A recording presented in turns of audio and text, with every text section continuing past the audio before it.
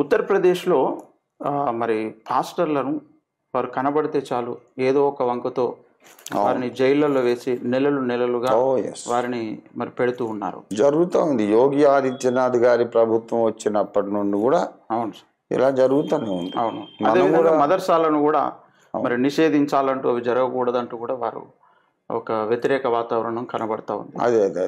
అవును, ఇది మదర్సాలను నిషేధించాలి అనేది 10 ఏళ్ల కిందట బీజేపీ ప్రభుత్వం రాకముందు నుంచి కూడా, అప్పటి నుంచి కూడా, even before the first term of the BJP government in centre and UP, అప్పటి నుంచి కూడా 30-40 ఏళ్ల బట్టి కూడా అంటున్నారు. ఎందుకంటే మదర్సాలు అంటే స్కూళ్ళు, ఉర్దూలో, అరబిక్లో, అవి ముస్లింలో వాళ్ళలో ఉగ్రవాదులను తయారు చేస్తున్నాయి, భారతదేశాన్ని విచ్ఛిన్నం చేయాలి, నాశనం చేయాలి అనే దేశ వ్యతిరేక భావాలను చిన్నపిల్లలకు నూరిపోస్తున్నారు. అనేక మంది ఉగ్రవాదులు మదర్సాలలోనే తయారయ్యారు. కాబట్టి అవన్నీ కూడా నిషేధించాలి అనే ఒక వాదన ఆర్ఎస్ఎస్ చేస్తానే ఉన్నది. కానీ దాన్ని అధికారికంగా ఏ ప్రభుత్వం పట్టించుకోలేదు ఇప్పటి వరకు. ఇటీవల మళ్ళీ యూపీలో ఈ తరహా వాదన, ప్రచారము, ఇలాగ దాడులు కూడా ఎక్కువైనాయి.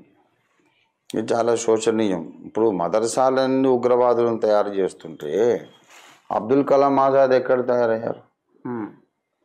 ఏమండి? మరి మౌలానా అబ్దుల్ కలాం కూడా ఉన్నారు, మన ప్రెసిడెంట్ అబ్దుల్ కలాం ఆజాద్ ఉన్నారు. మరి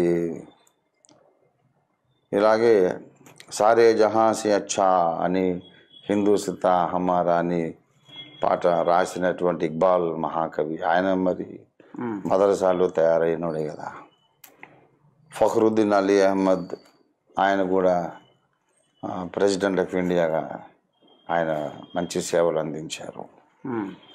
దేశభక్తి కలిగినటువంటి మహానుభావులు ముస్లిం సమాజంలోంచి ఎందరో వచ్చారు.